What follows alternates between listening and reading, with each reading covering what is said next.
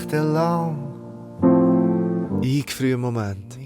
Das sind Momente, die so schön sind, dass man sie am liebsten für immer anhalten will, sodass sie nie vergehen. Es ist ein Wort, das ich dank meiner Frau kenne. Und es hat bei mir sofort ein Songlicht angemacht. Sind befreundet auf dem Sofa. Ich denke zurück an alles, was wir zusammen erlebt haben. Und hoffe, dass ich es mit dem Lied ein bisschen länger festhalten kann. Mich gehabt.